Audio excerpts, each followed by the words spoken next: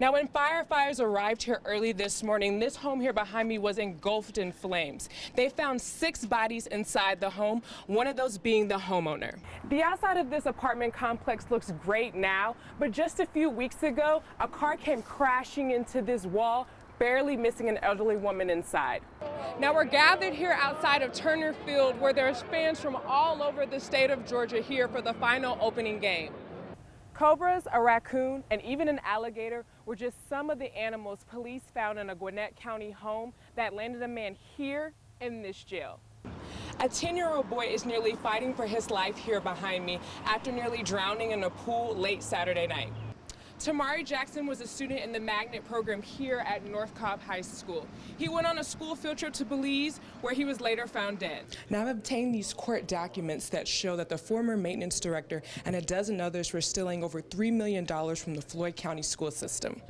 The Georgia Department of Revenue is taking all the measures that it can to decrease tax fraud and identity theft by delaying your tax refunds for up to 45 days. Now, you can see here behind me some of the watershed employees working. The commissioner said that if this sales tax isn't reinstated, up to 475,000 Atlanta residents will be affected.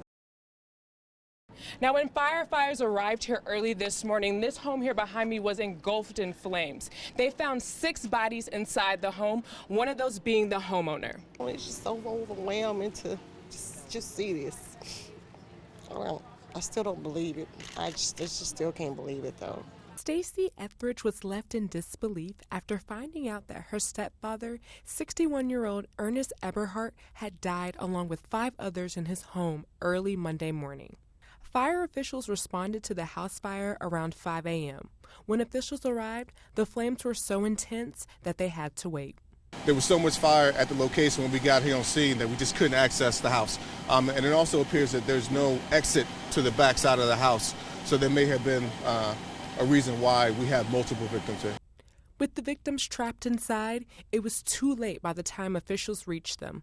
The medical examiner removed the bodies of 2 women and 4 men from the home.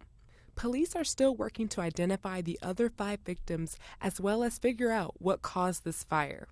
Eberhardt was known in his community for taking in and helping others, and that's how he will be remembered by his friends and loved ones. He was really loved by the community. He's been over here for many years. Now, family and friends have been stopping by all day to pay their respects. The community plans to hold a candlelight vigil tonight at 8:30. Reporting in Northwest Atlanta, I'm Maranda Whittington with Channel 2 Action News.